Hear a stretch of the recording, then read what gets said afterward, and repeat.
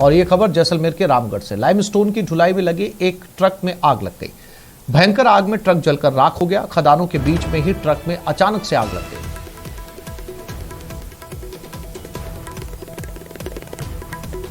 Limestone, जिसे आमतौर पर पीला पत्थर भी कहा जाता है, इसमें पीले पत्थर की ढुलाई हो रही थी, लेकिन यहां पर अचानक से इस ट्रक में आग लग गई।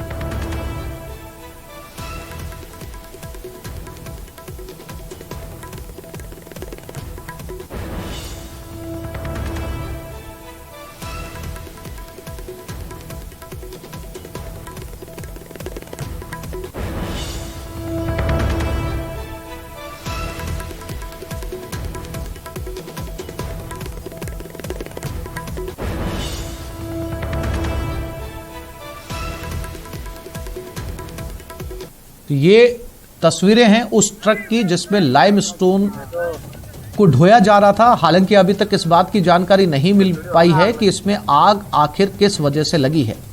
ये पूरा ट्रक जलकर खाक हो चुका है। जैसलमेर से तस्वीरें। यहां पर लाइमस्टोन की खुदाई और उसका खनन किया जाता है। ट्रकों के जरिए इसकी आवाजाही होती है, लेकिन एक ट्रक में अचानक से आग लग गई। और यह खबर कोटा से। लाठियों से हमला कर एक युवक की हत्या कर दी गई। मृतक मुकेश बर्डा बस्ती का निवासी था। मामूली बात को लेकर पड़ोसियों में खूनी संघर्ष हुआ। एमबीएस अस्पताल में इलाज के दौरान दम तोड़ दिया। मामले की जांच में पुलिस जुट गई।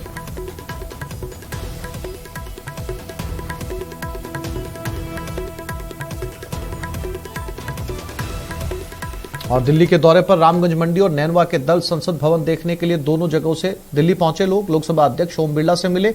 दोनों जगह के लोग स्पीकर बिरला के नई दिल्ली स्थित निवास पर मिले। मुलाकात के दौरान कई अहम मुद्दों पर चर्चा हुई। बिरला ने समस्याओं के उचित समाधान का आश्वासन दिया है।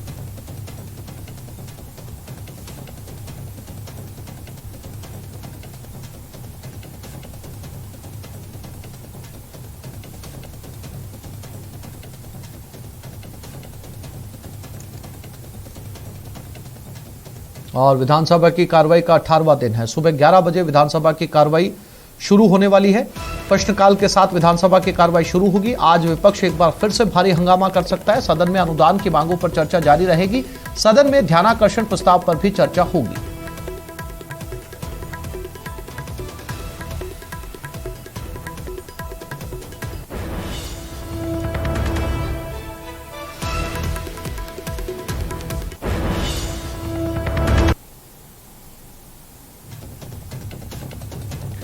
तो आज एक बार फिर से विधानसभा की कार्रवाई 18वें दिन भी, लेकिन जो कयास हैं उसके मुताबिक आज एक बार फिर से विपक्ष भारी हंगामा कर सकता है। कई समितियों के प्रतिवेदन भी पटल पर रखे जाएंगे। सचिन हमारे साथ विधानसभा से जुड़ गए, उनके पास चलते हैं। सचिन, 18वां दिन है विधानसभा सत्र का और इस बात से इनकार नहीं किया जा सकता सचिन कि एक बार फिर से विपक्ष जो है वो बड़ा हंगामा कर सकता है और एक बार फिर से वॉकआउट की नौबत आज आ सकती है। क्या कुछ खास रहने वाला है? हाइलाइट्स सचिन।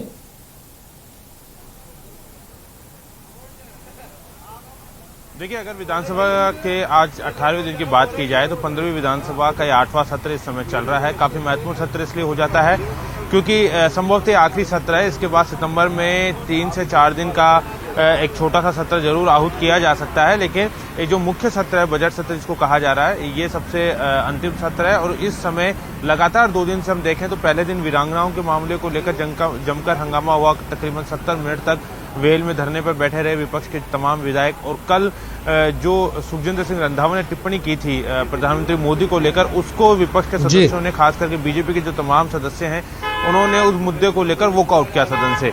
आज की अगर हम बात करें तो देखिए, आज प्रश्नकाल के साथ सुबह 11 बजे कार्रवाई शुरू हो जाएगी और तमाम जो विधायक सत्ता पक्ष हों चाहे विपक्ष हों, वो तमाम लोग अपने सवाल उन्होंने लगाए, उन सवालों के जवाब देंगे। अमूमन देखा गया है कि प्रश्नकाल के दौरान कई बार मंत्री सही ढंग से जवाब नहीं दे पाते और उसकी वजह से खुद स्पीकर सीपी जोशी को कई बार टिप्पणी करनी पड़ती है। कल भी कई सवालों में जो है स्पीकर सीपी जोशी को दखल देनी पड़ी, तब जाकर सवालों के सही जवाब जो है मंत्री सदन में दे पाए। तो ये मुद्दा भी लगातार छाया रहता है। और इसके बाद अगर बात करें तो आज दो महत्वपूर्ण विधायक विभाग हैं, पहला स्वायत्त शासन विभाग और दूसरा है वन एवं पर्यावरण विभाग। दोनों ही विभाग महत्वपूर्ण हो जाते हैं। एक शहरी विकास के तंत्र को से जुड़ा हुआ है तो दूसरा वन एवं पर्यावरण को संरक्षित करने के लिए काम करता है लगातार।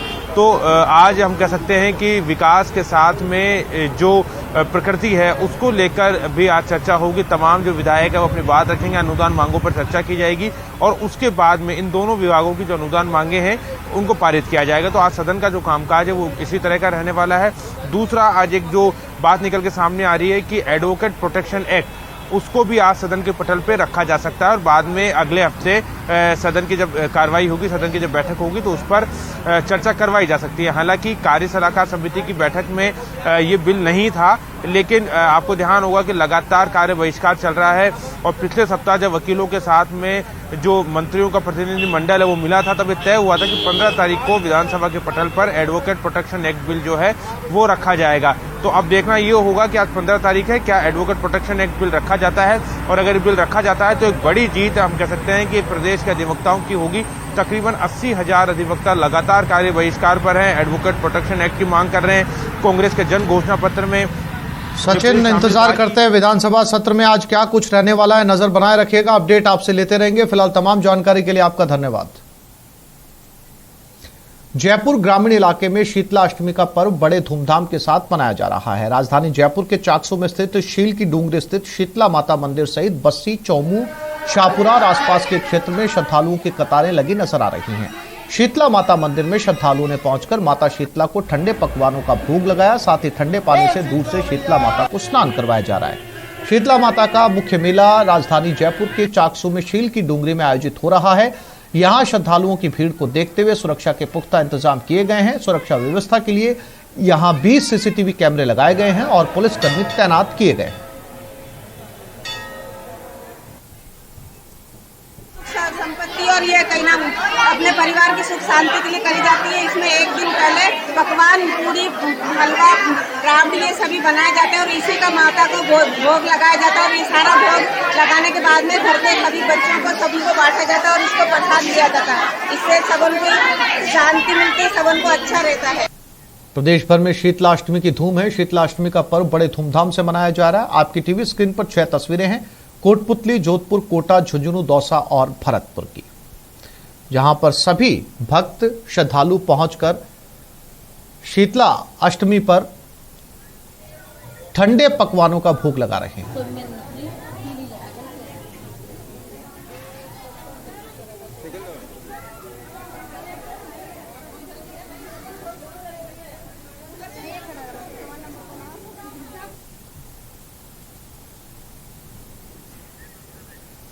और आपके टेलीविजन स्क्रीन के ऊपर इस समय ये 6 तस्वीरें, यहां पर सभी श्रद्धालु मंदिरों में पहुंच रहे हैं। कोटपुतली, जोधपुर, कोटा, झुंझुनू, दौसा और भरतपुर, ये सभी ठंडे पकवान लेकर शीतला माता को भोग के तौर पर चढ़ा रहे हैं।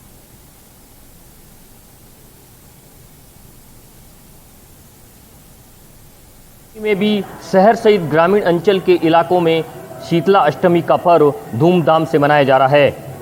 सुबह से ही मंदिरों में महिला श्रद्धालुओं की लंबी लंबी कतारें देखने को मिल रही हैं और शीतला माता को प्रसन्न करने के लिए महिलाएं ठंडे का भोग लगा रही हैं।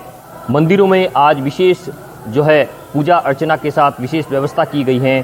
शहर सहित ग्रामीण अंचल के इलाकों में सुबह से मंदिरों में खास रौनक देखने को मिल रही है। माता के मंदिर में हम पहुंचे हैं, जहां की तस्वीर हम आपको दिखाना चाहते हैं। तस्वीर आप देख सकते हैं, यहां अभी भी जो मां को भोग लगाने के लिए अलग अलग ठंडे व्यंजन यहां देखे जा सकते हैं और मां को प्रसन्न करने के लिए सुबह से यहां महिलाएं और अन्य जो लोग हैं यहां पहुंचे हैं। कुछ लोगों से बातचीत करते हैं, आपसे जानना चाहते हैं आज क्या है खास।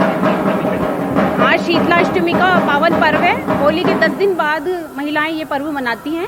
शीतला माता की ठंडा बासी खाने की मान्यता है। आज की रात जो भी एक दिन पूर्व का जो भी ठंडा बासी खाते हैं उसी को शीतला माता उसको अपना आशीर्वाद प्रदान करती हैं। माता जी के लिए बासा बनाते हैं और पूजा करते हैं इनकी और सभी भोग लगाते हैं।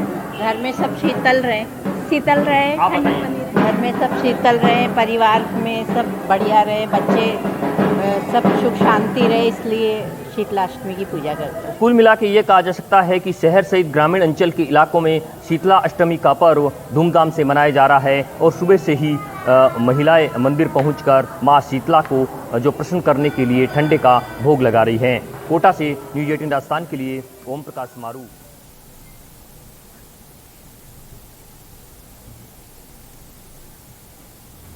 शीतलाष्टमी को लेकर प्रदेश भर में धूम है। जोधपुर में तो इस बार शीतलाष्टमी पर स्टार्टअप की धूम है। स्टार्टअप भी फूड स्टॉल की, जिसमें मिल रहा है भगवान का प्रसाद यानी बसोड़ा व्यंजन का स्टार्टअप। खासकर कामकाजी महिलाओं के लिए जोधपुर से जायजा लिया हमारे संवाददाता रंजन दवे ने। मौके पर स्टार्टअप के रूप में देखे जाने वाले अब ठंडे की भी स्टॉलें सजने लगी है। घरेलू महिलाएं, कामकाजी महिलाओं के लिए राहत भरी बात यह है कि शीतलाष्टमी पर बनने वाले पकवान अब रेडीमेड दुकानों पर सजने लगे हैं और बिकने लगे हैं। ये सभी वही वैरायटी है जो कि विशेष तौर पर शीतलाष्टमी पर बनती है और उनके लिए भोग भी लगते हैं। हमारे साथ में ऐसे ही एक स्टार्टअप के बुनियाद शुरू करने वाले लोगों में से ये विचार कैसे आया कि ये जो आइटम्स है ये पब्लिकली डिमांड है और इसकी स्टॉल लगनी चाहिए? जय श्री कृष्ण। मैं ललित व्यास श्रीजी हतई से। स्टार्टिंग में हमारे को ये ख्याल तब आया जब मेरी वाइफ खुद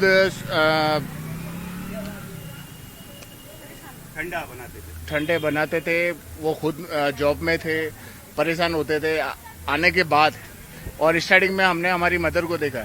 हमारी मदर जो है वो थी एजुकेशन से थी, तो स्कूल से वापस आके जब वो ठंडा बनाती थी तो हम ये फील करते थे कि यार आज दिन भर थके में, दिन भर में हमने ठंडा बनाया है, आज तो ये जो बनाया आप वो खा लो। कभी खिचड़ी बना देती थी, कभी कुछ बना देती थी। उस टाइम से ये दिमाग में क्लिक हुआ।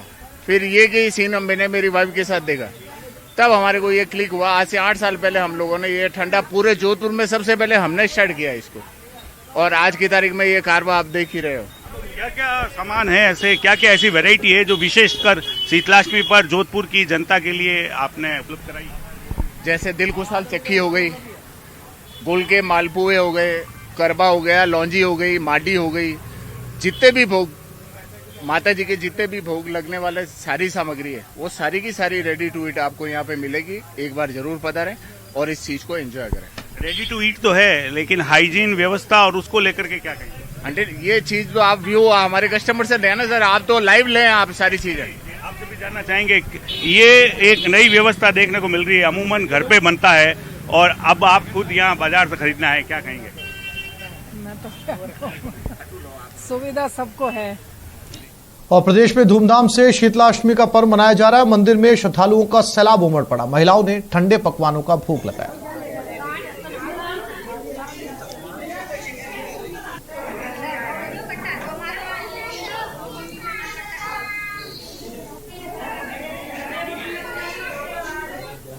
बूंदी सहित प्रदेश भर में कृषि उपज मंडियों में सरसों की आवक होने के बावजूद राज्य सरकार ने अभी तक सरसों की सरकारी खरीद शुरू नहीं की, जिससे किसानों को परेशानियों का सामना करना पड़ा और अपनी फसल को व्यापारियों को कम दामों पर बेचने पर मजबूर होना पड़ रहा है। वहीं व्यापारियों ने किसानों के आरोपों को निराधार बताया।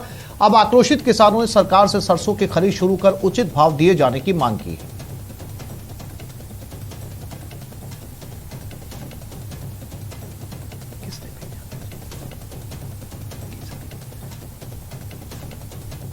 नहीं, यही है कि किसान 2-2, 3-3 रोज तक पड़े हैं और अगर काटा पे पर्ची देते तो काश्तकार को मनमर्जी भाव लगा रहे हैं। या कल 49 तो आज 45 ही रख दी, 40 से 45 और काश्तकार की लागत भी नहीं निकल रही। तो खरीद करनी चाहिए सरकार को, खरीद करना चाहिए, जल्दी से जल्दी खरीद करना चाहिए। ऐसे घोषणाएं तो बहुत सारी कर देते हो, 31 अप्रैल को कर देंगे, इसको कर देंगे, 1 मार्च को कर देंगे, बाकी हाल तक तो कोई यही को ना नहीं, कोई राहत नहीं मिल रही। किसी भी मंडी से यहाँ पे कोई माल कम नहीं बिक रहा है, ना कोई किसान कह रहा है ये बात। और गवर्नमेंट सुस्त बैठी हुई है। अगर गवर्नमेंट किसानों को पूरा दाम दिलाना चाहती है तो कांटे क्यों नहीं लगा रही है? मुंबई के एक 2.5 साल के बच्चे का डूंगरपुर मेडिकल कॉलेज में पहली बार कैंसर की गांठ का सफल ऑपरेशन हुआ। प्रिंसिपल समेत 8 डॉक्टरों की टीम ने करीब 45 मिनट चले ऑपरेशन में आधा किलो की गांठ निकाली। ऑपरेशन के बाद बच्चे के माता पिता के साथ ही डॉक्टरों ने भी राहत की सांस ली। मेडिकल कॉलेज के प्रिंसिपल डॉक्टर महेश पुकार ने बताया कि बच्चे को 11 मार्च को उसके परिजन यहां पर लेकर आए थे और रिपोर्ट देखने के बाद उसे भर्ती कर लिया। डॉक्टर्स ने मिलकर ये सफल ऑपरेशन किया है। बच्चा होने के कारण ये उनके लिए एक बड़ा चैलेंज भी था और ये ऑपरेशन 45 मिनट में बहुत अच्छी तरह से हुआ। इसमें ब्लीडिंग भी ज़्यादा नहीं हुई। हालांकि एक चैलेंज था क्योंकि इतनी बड़ी गांठ थी और उसमें क्या होता है कि जो वेन होती है वो बहुत छोटी होती है, जो डायरेक्ट इन्फेविना का जो मेन नस से जुड़ी होती है। अगर वहाँ से अगर वो एवॉल्व हो जाती तो उसमें ब्लीडिंग हम रोक नहीं पाते। तो एक वो चैलेंज था, लेकिन उसके अंदर भी हमने वो चैलेंज के साथ वो ऑपरेशन कर दिया और बहुत अच्छा हो गया और पेशेंट एकदम बहुत बढ़िया है। सम पर्यटन और डीएनपी के बीच विवाद अभी भी जारी है। पिछले दिनों जॉय राइड और मरु महोत्सव रद्द होने के बाद यह मामला उठा था। इसके बाद डीएनपी ने भी इको सेंसिटिव जोन को नए सिरे से नोटिफाइड करने की तैयारी कर ली। दूसरी तरफ रिसोर्ट संचालकों की चिंता भी बढ़ गई है कि इस दायरे में आने वाले रिसोर्ट का क्या होगा। जानकारी के मुताबिक अगर वन विभाग इको सेंसिटिव जोन को 1 किलोमीटर तक तय कर देता है तो भी 40 से 50 रिसोर्ट इस दायरे में आ रहे हैं। ऐसे में सम और खूड़ी के रिसोर्ट संचालक मुश्किल में है कि आखिरकार उनका क्या होगा। हालांकि जानकारों का कहना है कि जोन में कल्चरल गतिविधियों पर ज्यादा रोक नहीं है, कुछ गाइडलाइन तय होगी, उसकी पालना करनी पड़ेगी। हालांकि अभी तक कुछ भी तय नहीं किया गया 1 किलोमीटर के दायरे में आने वाले रिसोर्ट का क्या होगा, लेकिन कई नए रिसोर्ट अब इस दायरे से बाहर ही तैयार हो रहे हैं। गौरतलब है कि जैसलमेर और बाड़मेर जिले में राज्य पक्षी गोडावण के संरक्षण के लिए सन 1980 से डेजर्ट नेशनल पार्क घोषित किया हुआ है। इस वजह से डीएनपी में आने वाले ग्रामीणों को भी कई मुश्किलों का अब सामना करना पड़ रहा है।